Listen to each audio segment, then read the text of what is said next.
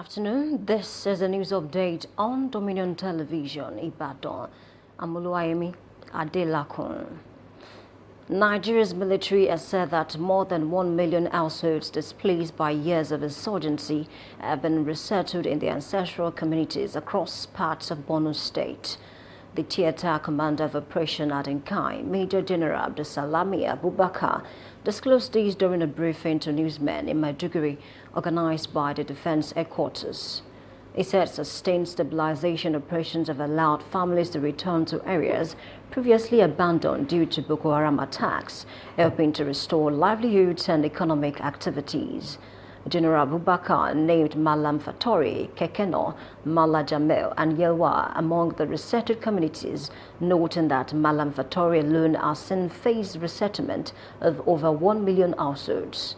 He added that ongoing military efforts aim to ensure the safe return of more displaced residents and lasting peace in the northeast. Meanwhile, Nigeria's National Counter-Terrorism Center has said that about 5,000 people suspected of terrorism-related offenses are currently in pre-trial detention nationwide. The figure contained in the NCTC's 2025 to 2030 strategic plan has contributed to a major backlog of terrorism cases. The center says its legal team, working with the Defense Headquarters and the Federal Ministry of Justice, is reviewing detainee files to speed up prosecutions or dismiss cases without sufficient evidence. The plan also outlines the creation of a central database of known and suspected terrorists to be housed within the Office of the National Security Advisor. The federal government is set to arraign Senior Advocate of Nigeria, Chief Mike Zekome, before the Federal Capital Territory High Court in Maitama, Abuja, on Monday, January 26, over alleged fraud involving the property in London. According to a hearing notice, the case would be heard in Courtroom 4, with Zekome listed as the sole defendant and the Federal Republic of Nigeria as the plaintiff.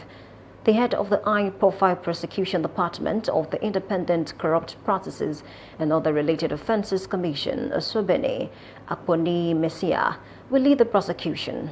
Zekome is facing 3 counts in the charge filed by the ICPC. The commission said its investigation followed a judgment by London Property Tribunal, which allegedly linked him and others to fraud and forged documents. The president of the University of the Third Age, Professor Charles Afolabi, has called on the federal government to introduce gerontology education in Nigerian universities. Gerontology is the study of aging, specifically the changes that occur in cells, tissues, organ systems, individuals, and populations as time passes. Speaking in an interview with Dominion News, Professor Afolabi said no university in the country currently offers the course, despite its growing importance. He noted that gerontology education could help reduce unemployment and create new career paths, especially in elderly care and social services. The federal government is trying. The federal government cannot do it alone. That's how we have coming in. They will see us as partners. And then when they see what we are doing, then we look at our direction. Then we work together. Gerontology is a new dimension of education in Africa. And it is just the processes of aging. And now it has come to Nigeria. We are trying to push it to universities, whereby it will be incorporated into the system of education in Nigeria. If it is incorporated into our system, 1, it's going to create employment. 2, it's going to create career. And it's going to create a pathway to further education in gerontology and anything health-related.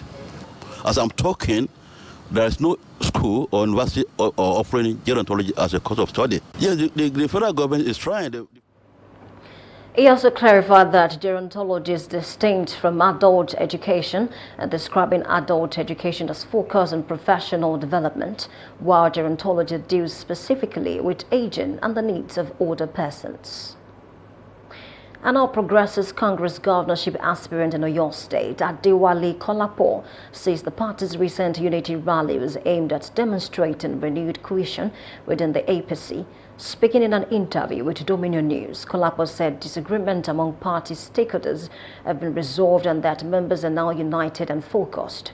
He added that the APC shares a common goal of supporting President Bola Ahmed Tinubu's leadership beyond 2027 and strengthening the party ahead of future elections. The aim and the mission is just to send message to the people of Oyo State that the APC is one. There is no longer misunderstandings between the stakeholders. We've all become ones. We've been together, and we have a collective mission to ensure that the President Bola Ahmed Tinubu continue beyond 2027 and till 2031, and the APC will continue to be in authority, in power after 2031. So then, in addition, is to send a message to people of Oyo State that we are all one, we're working together, and when it is time to know whoever emerge as the governors of the state, we're all working together with the person. Kolapo said the rally was meant to signal to the people of Oyo State and beyond that the APC is united, determined, and ready to move forward as one. On the foreign scene, Guinea-Bissau's ruling junta has announced presidential and legislative elections will be held on December 6th.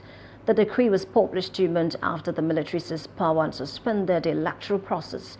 A transitional charter released earlier this month bars transitional leader and Tam from contesting the vote. The coup took place days after a presidential election in November, in which incumbent President Umaro Sissoko Embalo was seeking to win for a second term. The military justified the takeover by claiming it was necessary to prevent violence between rival supporters. The election announced follows a visit to Bissau by ECOWAS delegation led by Sierra Leone's President Julius Maada Bio and Senegalese President Bassirou Diomaye Faye. The regional bloc has called for a short and transparent transition and demanded the release of detained political opponents, including opposition leader Domingo Simoes Pereira. The United States is set to officially withdraw from the World Health Organization today, despite warnings that the move could harm both U.S. and global health efforts. President Donald Trump announced the decision on his first day back in office in 2025, issuing an executive order to leave UN Health Agency. U.S. law requires a 1-year notice and payment of all outstanding dues before withdrawal. Washington currently owes the WHO about $260 million. A U.S. State Department spokesperson said the WHO failed to properly contain and share information during past health crises, costing the U.S. trillions of dollars. The administration has already frozen future U.S. funding and support for the organization. 2 people have been killed in a landslide at Welcome Bay in New Zealand. A separate landslide struck a campground at Mount Magani, a popular tourist destination, leaving several people missing. Rescue workers say there are currently no signs of life at the campsite. Emergency Management Minister Mark Mitchell has confirmed that at least 1 young girl is among those unaccounted for. The landslides followed days of heavy rain and strong winds across the Bay of Plenty region on New Zealand's North Island, triggering widespread flooding and power outages. Prime Minister Chris Luxon is expected to visit the affected areas today. Talking sports, former 2-time UFC middleweight champion Israel Adesanya will enter his next fight as the betting underdog for the first time in his professional career. The 36-year-old Nigerian-born fighter is set to face American contender Joe Pifa at UFC Seattle on March 28, 2026 at the Climate Pledge Arena. Current betting odds leaves Adesanya at plus 112, with Pifa the favorite at minus 132. Adesanya goes into the bout on a 3-fight losing streak, a sharp contrast to earlier in his career when he was consistently favored against top opponents. He has said his focus has shifted in the later stages of his career toward enjoying competition rather than chasing titles. Pifa, ranked 15th in the division, is coming off a submission win over Abu Sufyan Magomedov in October 2025 and says he's ready to seize the moment. The 29-year-old holds a 15-3 professional record. The fight is expected to be striking heavy contest with both fighters known for their stand-up skills. You can visit our website on www.dominion.org.ng to watch us live and interact with us. You can also follow us across our social media platforms: Facebook, Instagram, TikTok, YouTube, and LinkedIn at Dominion Broadcast, and X at Dominion Cast. And the hence news update on Dominion Television. I'm Oluwayemi Adelako saying thank you for watching and good afternoon.